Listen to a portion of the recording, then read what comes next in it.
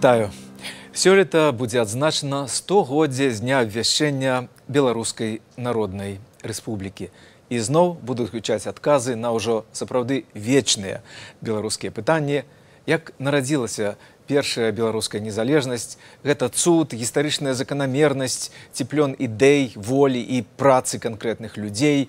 Якое значэнне БНР мае для будучыні Беларусі?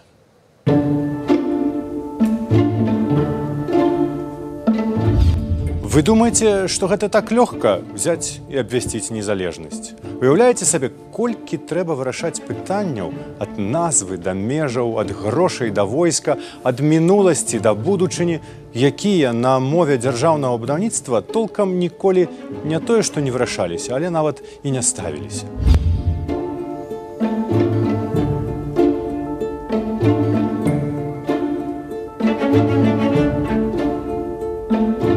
Першая сесія Цэнтральнай рады беларускіх арганізацыяў 5 жніўня 1917 распачалася разборкамі вакол мовы. Абраны прысутнымі старшыня Петрашкевіч, узяўшы слова, выбачыўся, што, не знаючы акуратней беларускай мовы, будзе гаварыць па-расейску. І пайшло-паехала. Вы бачылі фрагменты новага дакументальнага відэацыкля нашых калег Сергея Шупы і Алены Радкевіч «Падарожжы у БНР». Першы выпуск вы пабачыце ўжо сёння у канцы зоны свабоды, у якой удзельнічаюць сябры рады БНР Сергей Навумчык і таксама мой калега Сергей Абламейка. Таксама у сённяшняй праграме «Голас народу». Якая падзея 100гадовай даўніны больш важная? Бальшавіцкая рэвалюцыя ці БНР? Я бы выбрал Октябрьскую революцию. БНР. А чему? Ну, бо это для Беларуси больше важно, чем якаясь-то Кастрычинская революция. БНР не была самотнай. Што засталося ад украінскай і азербайджанскай народных рэспублік? Гимн, флаг и герб Азербайджанской республики унаследован от АДР. Естетичні елементи того часу, вони збереглися. 20-е стагоддзе пачалося з Першай сусветнай вайны, якая на момант заканчэння у 1918 годзе радыкальна змяніла палітычную карту Европы. На парэштках імперыі расійскай, аўстра-вугорскай узніклі новыя незалежныя дзяржавы. Ад Каўказа да Балтыкі у назвах краінаў з'явіліся словы «народная» ці «дэмакратычная». Грузінская, армянская, азербайджанская, украінская, літоўская. Мы жывем у 100-й год БНР. І, канешне, паўстае пытанне, што такое, у прынцыпе, гістарычная памяць? Дзяржаўная гістарычная памяць. Гэта памяць пра даты, пра падзеі, пра тэрыторыі, пра гарады і змену іх назваў. Ці это памяць пра асобы, якія дзейнічалі ў той час, альбо, магчыма, стварылі тое, што было. Ці это памяць пра каштоўнасці, якія мы звязваем з тым часам. Сергею, як бы вы адказалі на это пытанне? Я б сказаў, Александр, што ўсё, што вы назвалі, увесь гэты комплекс і ёсць гістарычная памяць. Гістарычная памяць – гэта увесь комплекс памяці пра падзеі, даты, пра асобы, пра герояў і каштоўнасці, якія яны адстойвалі, якая перадаецца з пакалення ў пакаленне. Менавіта гістарычная памяць і робіць народ нацыяй. І чым больш культурны народ, тым больш развітая ў яго гістарычная памяць. Менавіта таму заваявальнікі, паноўныя народы, імперскія народы заўсёды стараліся знішчыць і перафарматаваць або перафармуляваць гістарычную памяць. Часцей за ўсё падставіць свае гістарычныя міфы і герояў, а тых зацямніць. І тое мы якраз мелі ў 20-м стагоддзі ў Беларусі. А вот, Сергей, калі б тое ж самае пытанне, але з трошкі іншым адценнем. От па-вашаму, палітычная памяць, не гістарычная в тым шырокім аспекце, а палітычная памяць пра дзяржаўнасць. Пра што мы гаворым, калі мы гаворым пра БНР? Я думаю, што вось тое, што называў Сергей, весь гэты комплекс, якраз такі механізм ажыццяўлення, механізм рэалізацыі гэтай гістарычнай памяці ёсць, ён і выяўляецца ў палітыцы, у канкрэтных палітычных дзеяннях. У гэтым сэнсе, скажем, абвяшчэнне незалежнасці Беларусі 25 жніўня 91 года гэта лагічны працяг того, што адбылося 25 сакавіка 18 года. Пытанне, у якой ступені палітыкі адчуваюць адказнасць і адчуваюць пераемнасць. Вот тады ў 91 годзе нават значная частка камуністаў, камуністычных дэпутатаў гэта адчула. Далей вот гэта знікла. Мы, скажем, зараз жывем ва умовах, калі ў Беларусі кіраўніцтва Беларусі, на вялікі жаль, практычна цалкам пазбаўленае вось гэтай гістарычнай палітычнай памяці. І таму... Ці яна яшчэ толькі пачынае вяртацца. Але все-таки вы кажаце, што палітычная памяць – это гістарычная памяць у дзеяннях палітыкаў. Безумоўна. У дзеяннях палітыкаў выкарыстанне вопыту, непаўтарэнне нейкіх, магчыма, памылак папярэднікаў. І той весь комплекс, гэта пераемнасць, гэта сапраўды адчуванне таго, пра што казаў Сергей, што мы не сёння нарадзіліся. І в этом сэнсе, значит, калі говорить про каштоўнасці тады, потому что это еще задача наперад. Калі для палітыкаў, то яны нясуць каштоўнасць. Дарога, задача, арыенціры наперад і в пэўным сэнсе праграма стратэгічная, да? Я толькі хочу сказаць адзін момант, што каштоўнасці могуць быць, скажем, з'яўляцца розныя. Напрыклад, у 18 годзе такіх каштоўнасцяў, як правы чалавека, практычна не чулі. Зараз, калі мы гаворым пра дэмакратычную дзяржаву, пра дзяржаву незалежную, то, безумоўна, мы ставім, так сказать, адну з базаў Я паспрачаўся. Наконт правоў чалавека ў 18 годзе? Конечно. Што вы маеце на ўвазе? Я думаю, што далей яшчэ паговорым, будзе магчымасць працытаваць устаўныя граматы. Это абсалютна дэмакратычныя. Многія з таго, пра што мы сёння гаворым, это хорошая заўвага. Але не ў тым выглядзе, як сёння мы маем. За апошнія 100 гадоў БНР існавала пераважна за мяжой Беларусі як урад у выгнанні. У самой Беларусі дзеячы былі рэпрэсаваны і згінулі у сталінскіх рэпрэсіях. Іх гісторыя была замазаная чорнай фарбай у энцыклапедыях і манаграфіях. А як гісторыя народных рэспублік захоўвалася ў іншых краінах? Вось такім пытаннем мы звярнуліся да нашых калегаў з Украіны і Азербайджана. Українська Народна Республіка проіснувала лише 5 років. Незалежність України була проголошена 22 січня 1918 року. І Ризьким договором про мир у 1921 році Українська Народна Республіка припинила своє існування на території України. Вона існувала далі, тому що уряд поїхав до вигнання, спочатку до Польщі, потім до Чехії, і пізніше вже осередки уряду зберігалися у Франції, в Парижі і в різних частинах української діаспори, там, де були українські осередки. В самій Україні про УНР намагалися не згадувати, хоча сама поява Української Радянської Соціалістичної Республіки, вона пов'язана із існуванням УНР. І те, що Україна з'явилася як союзна республіка, також має свій початок в Українській Народній Республіці. Звичайно, що про цей період згадували лише як про період громадянської війни в Україні, тобто на території Радянського Союзу тодішнього. Згадувати про УНР було навіть небезпечно. І я пригадую, що навіть у школі, якщо ви зробили стінгазету і на ній була рамочка жовто-синіх кольорів, то до вас могли прийти із комітету комсомолу і провести з вами серйозну розмову. Ну, ось так было в Украинской Народной Республике. А зараз як это было в Азербайджане? Во времена СССР в азербайджанском обществе всегда была жива память АДР, несмотря на то, что за это преследовали, так как это случилось с диссидентом Абульфазом Эльчебеем. За то, что он был за принципом АДР, он получил несколько лет тюрьмы. В 80-х годах Народный фронт под его руководством опирался традиции АДР и обещал их возродить.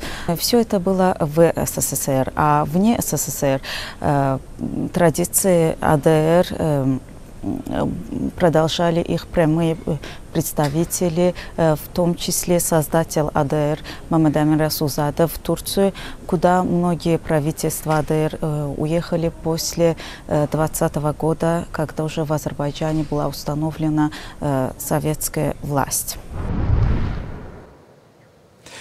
Вось так это выглядала ва Украине, у Азербайджане, у Грузии, у Молдові, у многіх інших дэмакратычных народных рэспубліках, якія пазней былі інкарпараваныя зноў-такі у СССР. Сергей, вось калі СССР пачаў распадацца, вы якраз былі дэпутатам Верховного Совета Беларусі з 90-го аж па 96-й год. Скажыце, вось тады ў канцы 80-х, на пачатку 90-х, што азначала БНР для палітычнай дзейнасці тых, хто быў за перамены? Ну, гэта быў сцяг. Па-першае, БНР гэта была дзяржава, гэта быў, так сказать, факт таго, што Беларусь можа быць незалежнай, она была незалежнай. І мы памятаем, што і выбары, скажем, Верховны Совет 12 склікання адбываліся пад чырвона-белым сцягам. У всякім разе Народны фронт на іх ішоў. Я мушу сказаць, што вось гэтая ідэя БНР, яна, хаця пра яе гаворыць пра так, як часам пра такое нешта эфемернае, такое, так сказаць, ну, вот, пра нейкую надзею, што таксама важна, мы потым вернемся да гэтага. Але яна адыграла вельмі такую прагматычную ролю, мінімум двойчы. У 90 годзе, калі ў ліпені прымалася дэкларацыя аб дзяржаўным суверэнітэце, і праз год у жніўні 91-го у верасні 91-го, калі прымалася незалежнасць і прымаліся дзяржаўныя сімвалы, пагоня і бел-чырвона-белы сцяг. Мінімум двойчы у 90-91 годзе нашы дэпутаты-гісторыкі, Пазняк, Трусаў, Голубеў збіралі дэпутатаў у авальнай зале паміж сесіямі і расказвалі ім пра Великае княства Літоўскае, пра Беларускую народную рэспубліку, што тады было, як адбывалася, пра слуцкае паўстанне і гэтак далей. І я памятаю, што збіралася прыблізна, ну, чалавек 120-130. Для многіх гэта было ўпершыню, скажам, на все гэтыя лекцыі прыходзіў мой калега Александр Лукашенко, ён уважліва слухаў, ён, між іншым, даволі добра тады ўспрымаў, задаваў нейкія пытанні, выяўляў нейкую цікавасць, таму калі пазней ён казаў, гісторык па адукацыі. Таму калі ён казаў, што ён пра гэта не ведае, неправды. Мінімум 3 гадзіны ён пра гэта ведаў. І я вот быў здзіўлены, ну, там, скажем, некаторыя дэпутаты ад ветэранскай арганізацыі выступалі, а это буржуазная рэспубліка, значит, спалівалі брудам, але вот як не дзіўна, былыя сакратары райкамаў, абкамаў, паловы, в вялікім разе з іх, яны гэта ўспрынялі БНР нармальна. Магчыма, таму, што все гэтыя, яны ведалі вартасць гэтых лозунгаў там пра буржуазную рэспубліку, яны ездзілі за мяжу і бачылі, маглі параўноўваць.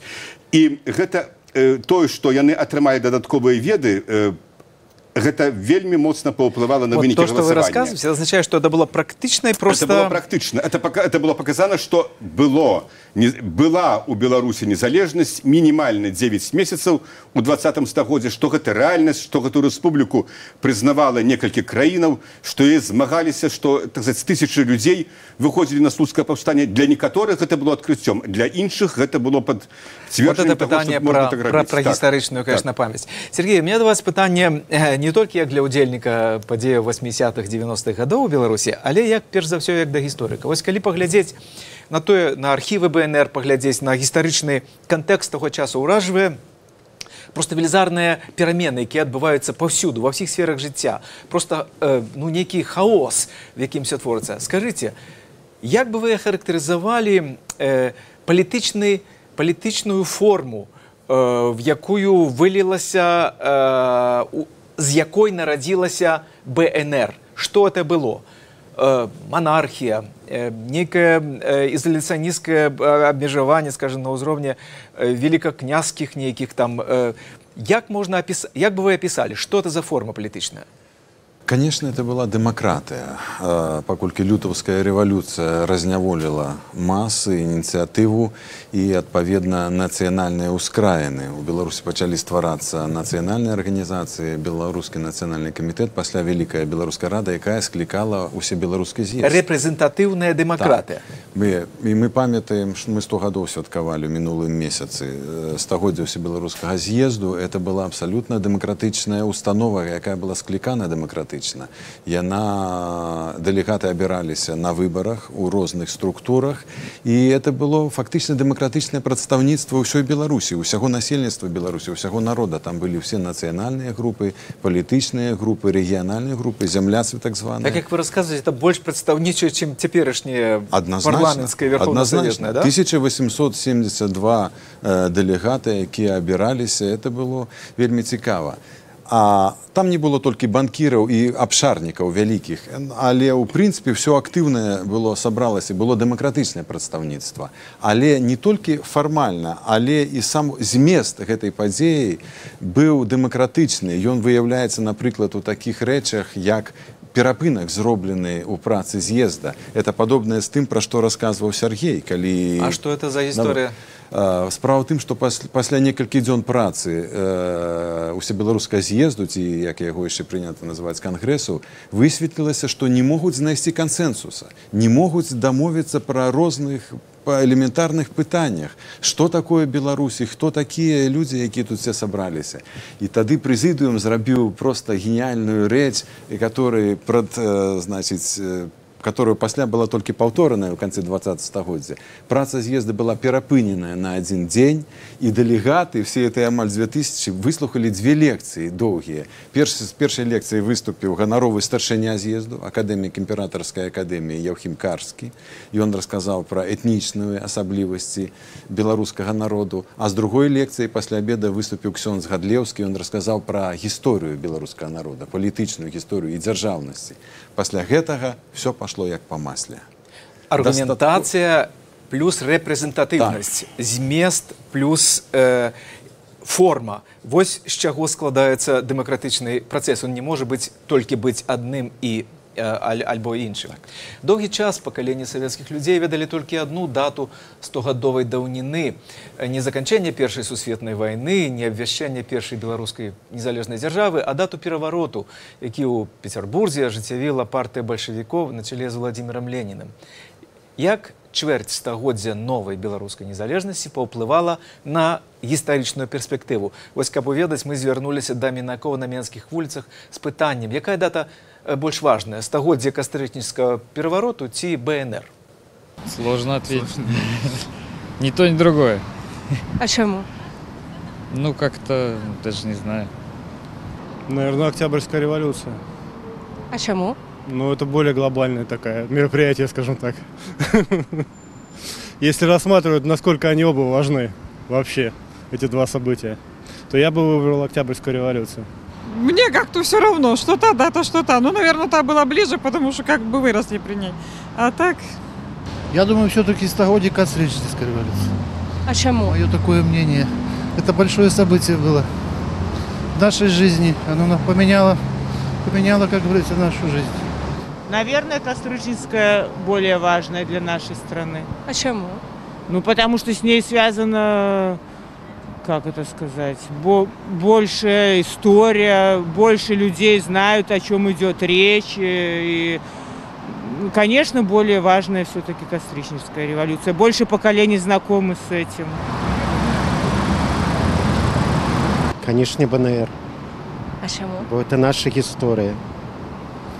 А кастрычніцкая революция – это переворот. Кастрычніцкая революция – это захопники с усходу. А обвящение БНР? Ну, это наша краина. Лепш, конечно, свои даты ведать. Потому что это наша народность, это наша история. Все. Разумела. А кастрычніцкая революция? Это все изжитки прошлого, то есть это все коммунистическое, вот это вот. БНР. А чему? Ну, бо это для Беларуси больше важно, чем якаясь то кастрычніцкая революция.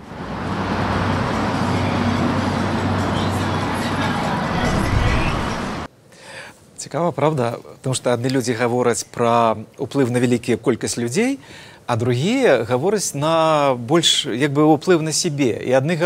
Але що цікаво, от в якості, не в якості коментаря, а в якості відказу на це ж саме питання. Чий вплив буде більш довготривалий? БНР чи Великого Кастрычніка для Білорусі? У гістарычнай перспектыве, конечно, БНР, але у сярэдняй і малой гістарычнай перспектыве на бліжэйшыя 10-20 гадоў яшчэ застанецца вось гэтая спадчына. Вы згодны, Сергей? Ну так, конечно, безумоўна, тому што цяперашняя ўлада Лукашэнкі, яна, так сказать, рэпрадукуе многае з таго, што і на гэтым, так сказать, базуе сваю ідэалогію. Але вот ведаеце, Александр, пра што я падумаў? Вот было вельмі прыемна гэта слухаць, нават такія адказы, якія б я не падзяліў, бо, скажем, 30 гадоў назад я думаю, что наўрад ці хто б ввогуле что-нибудь сказал про Белорусскую Народную Республику. Я вас здзіўлю. У 2009 годзе праводзілася даследаванне сацыёлог Ефімова і палітолог Савіцкі рабілі. Так вось там важнай падзеяй утварэння БНР назвала толькі, по-моему, 1,2%, и Кастрычніцкую революцию 1,2%. Самым важным для Беларуси лечился ВКЛ. 37% сказало, что ВКЛ. Но это было до 2010 года. Мы уже згадывали, что 100 год тому новые демократичные национальные державы утвараліся на всім абшары былой расійскай імперыі, і на Урале, і на Каўказе, і ў Прыбалтыцы. Вось як памяць пра гэтай рэспублікі ўплывала на новую незалежнасць пасля распаду СССР, напрыклад, ва Ўкраіне? Україна взяла від УНР і гімн, і прапор, і герб. Герб не в повній мірі, він був трошки більше орнаментально оформлений в УНР. Нинішній український герб, так званий малий герб, це лише тризуб, який залишився від УНР, але ми бачимо дедалі більше, що елементи і естетичні елементи того часу, вони збереглися, і вони поновлюються навіть на минулорічному параді на честь Дня Незалежності. Українська армія, принаймні та частина, яка брала участь в параді, вона вже йшла у формі, яка була або повністю перейнята з тих часів УНР, або частково нею інспірована. Трошки падобнае на тое, што адбывалася ў Беларусі на пачатку 90-х. Тое ж самае пытанне, як памяць пра Азербайджанскую дэмакратычную рэспубліку ўплывала на новую незалежнасць Азербайджана пасля распаду СССР. Гимн, флаг и герб Азербайджанской республики унаследован АДР. Еще тогда основатель АДР Мамедамир Расулзаде отметил в своем речи в заседании парламента АДР, что трехцветный флаг означает тюркскую свободу, исламскую культуру и современность. Структура АДР была такова, что АДР была парламентская республика, а сейчас Азербайджан это президентская республика. Вот основное различие заключается на этом. Ну, с зайздрасцю, да, можно послухать отказы и азербайджанских, и украинских коллег. Сергей, что, по-вашему, с того, что было закладено БНР, мы маем сегодня в Беларуси? Незалежность. Может быть, мы не заўсёды можем оценить у полной ступени, якая гэта катэгорыя, як это важна, але ёсць на зямлі народы, скажем, курды, якіх у шмат разоў больш, чым беларусы, якія дзесяткі тысяч, сотні тысяч паклалі і не маюць незалежнасці. І яшчэ, вось, ведаеце, Александр, я з сабой захапіў, ну, як это зараз модна казаць, артефакт такі. Гэта тое, што мне перадала пасля смерці Васіля Владимировича Быкова Ірына Михайловна Быкова. У апошнія месяцы свайго жыцця ў Празе Васіль Владимирович выразаў з часопіса «Беларускія ведамасці», які ў Варшаве выдаваў Зенон Пазняк, фотаздымак народнага сакратарыята. І ў яго вось гэты здымак стаяў на пісьмовым стале ці на шафе. Апошнія месяцы яго жыцця ў Празе. Пра што, па-вашаму, это? Апошні выступ Быкова публічны на 25 сакавіка адбыўся якраз прысвечаны БНР, і ён сказаў, што, магчыма, вось гэтыя людзі, заснавальнікі БНР, палітычна не шмат зрабілі тое, што яны хацелі, але яны зрабілі галоўнае. Яны запалілі свечку надзеі. яны сапраўды заклалі беларусам надзею, якая заставалася ў самыя, можа быць, змрочныя часы. Сапраўды гэта вельмі важна. Калі вот зараз мы чытаем, скажем, у нас на сайце radasvoboda.org інтэрв'ю з рэгіянальнымі палітыкамі, якія ў роспачы кажуць, ну мы не ведаем, што рабіць з гэтым народам. І так, і тое. Людзі нічога не хочуць, ніякіх пераменаў, апусцілі рукі. Вот разумееш, наколькі важна вось гэтая надзея, тое, што тады заклалі вы нават сказалі, што это не дзея, а рэальнасць. Сергей, а якая ідэя вот з тых, што была закладзена ў БНР, по-вашаму, мае найбольшы патэнцыял для развіцця ў цяперашняй Беларусі? Для будучыні? Я бы сказаў і на пачатку і наконт незалежнасці, бо яна ўсё яшчэ застаецца нерэалізаванай да канца, а гэта трэцяя ўставная грамата. А па вялікім рахунку, адказваючы на вашае пытанне, Александр, я б сказаў, што як это не парадаксальна гучыць, нам яшчэ трэба было рэалізаваць палажэнні другой і трэцяй уставных грамат БНР. Тое, што там сфармулявана. Тое, што там сфармулявана. Вы паглядзіце, я взяў з другой уставной граматы. Другі пункт. Зацвердзіць законы новай дзяржавы, устаноўчы сойм, які будзе абіраны на аснове агульнага, роўнага, простага, патаемнага, прапарцыянальнага выбарчага права, не зважаючы народ, народнасць, рэлігіі. У нас яшчэ няма вольных выбараў у Беларусі. Пятый пункт. У рубежах Белорусской Народной Республики обвящается вольность слова, друку, сходов, забастовок, аурусов, безумовная вольность сумления, незачепность особы и помешкания. Мы всего этого не маем. Прогресс вельми великий, все ж таки за опошнее порівняння з советским часом. Ну и шостый пункт. У рубежах Белорусской Народной Республики все народы имеют право на национальную персональную автономию, обвящается ровное право усіх моваў народов Беларуси. Что мы сегодня маем, мы все ведаем. Беларусь одномовная країна, фактично. И... Про ровность моваў, конечно, так. В этом так сенсе. Что каштоўнасці БНР все еще остаются актуальныя. Гэта дэмакратычныя каштоўнасці, нацыянальныя каштоўнасці и справядлівыя каштоўнасці, я б так сказал. А стагоддзе народных рэспублік будзе адзначацца амаль ва ўсіх гэтых краінах як вялікае дзяржаўнае свята. Вось недавно прэзідэнт Азербайджана падпісаў адпаведны дэкрэт. Ва ўкраіне ідуць падрыхтоўкай. Наколькі я ведаю, шмат дзе будзе сапраўды і акадэміі праводзяцца, і ўрачыстыя канферэнцыі. Як будзе адзначацца стагоддзе БНР у Беларусі мы пакуль не ведаем. Мы ведаем, што там будзе азначацца ў Празе, ў Вільні, ў Нью-Йорку, ў Лондоне, ў Варшаве і ў Брюсселі. Будуць урачыстыя сустрэчы, будуць лекцыі, будуць канцэрты. У Беларусі сёлета магчыма ўсё, але вось я просто хочу нагадаць, як яно традыцыйна адзначаецца апошнія дзесяцігоддзі.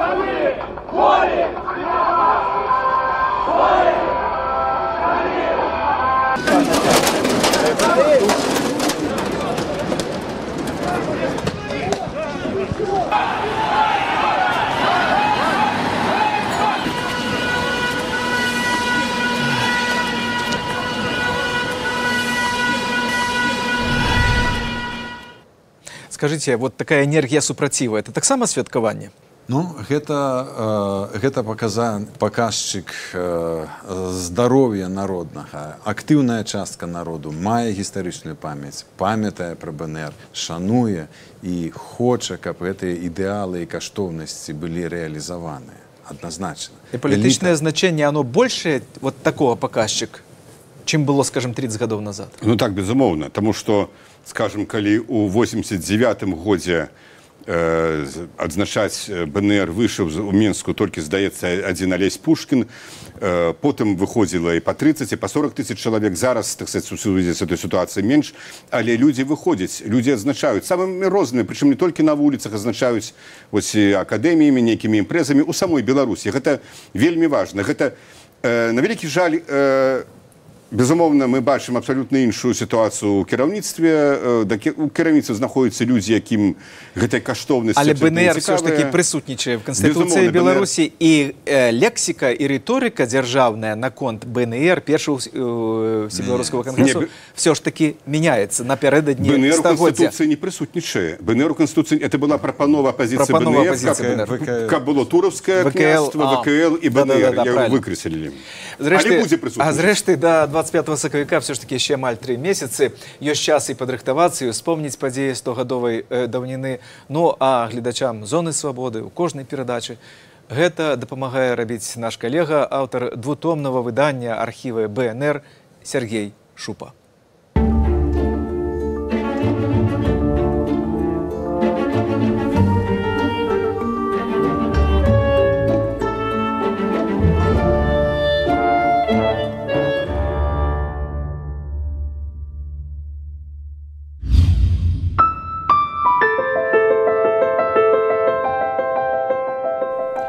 Спачатку пару словаў пра архівы БНР і адкуль яны ўзяліся.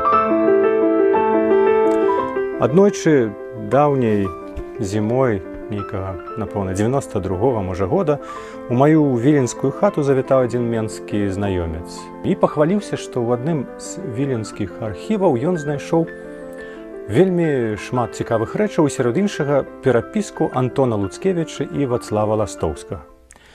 Это гучала абсолютно сенсацыйна, бо Луцкевіч і Ластоўскі не тое, што там не паціснулі бы адзін аднаму руку і не напісалі б адзін аднаму ні радка, ані ўвогуле б разам, ну вы разумееце, большых антыподаў беларускай культуры, палітыцы і гісторыі цяжка сабе ўявіць. Я запытаўся, выведаў неяк у яго нумар у майго знаёмца, нумар гэтага архіўнага фонду. Падумаў, няўжо ж пра гэты фонд ніхто нічога не ведаў. І так проста, з паліцы взяў наўздагад нейкую кніжку нейкага савецкага гісторыка-мастадонта, паглядзеў і пабачыў, што там гэтых спасылак на той фонд, ой-ой-ой, колькі. Значыць, ніякай загадкай гэта не было, але проста фонд гэты быў закрыты для звычайных гісторыкаў, без спецдазволаў. І тады да яго было проста не дабрацца. А ў новыя часы, узнікла мяжа, ужо беларускія гісторыкі не мелі такіх магчымасцяў сядзець у віленскіх архівах і пісаць нейкія манаграфіі. І тады спрацаваў прынцып «калі не я, то хто?». І я падумаў, сяду-ка я в гэтым архіве. І выйшла так, што выйшаў я з гэтага архіва толькі гадоў праз 6, вось з гэтымі кніжкамі. 2,5 кілаграмы беларускай гісторыі. І дзякуючы гэтаму давялося пабыць і гісторыкам, і гістарыёграфам, і выдаўцом гістарычных дакументаў, трапіць у гістарычную энцыклапедыю, у бібліяграфічныя спісы студэнтаў-гісторыкаў.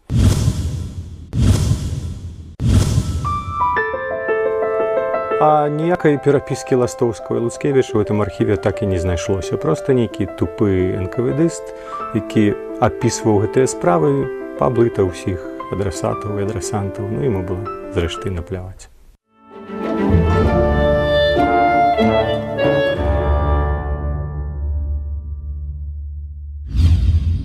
Седзячы ў архіве, перабіраючы старонка за старонкай ягоныя дакументы, я адкрыў для сябе фактычна новы невядомы свет, краіну і эпоху. І найбольш мяне ўразіла тое, што, як выявілася, Беларуская Народная Рэспубліка – это зусім не тое, што пра яе казалі савецкія гісторыкі, прапагандысты, і не зусім тое, што думалі і казалі і пісалі пра яе заходнія гісторыкі, прыхільнікі ідэі БНР, хаця і адны, і другія называлі яе буржуазна-нацыяналістычнай па сутнасці, толькі што першыя ставілі да гэтага знак мінус, другія знак плюс, але насамрэч яна такім простым адназначным дэфініцыям не паддаецца. І яшчэ ва ўсім гэтым дакументальным масіве я ўбачыў вялікі матэрыял не так і не столькі для гістарыяграфіі, як для літаратуры. І сапраўды, калі гэтыя дзве кніжкі ўзяць у рукі, іх можна чытаць проста як такі вялікі постмадэрнісцкі раман. Можна пачаць фактычна з любой старонкі, чытаць а далей па спасылках. І вось у нашай серыі я і паспрабую зрабіць это разам з вами.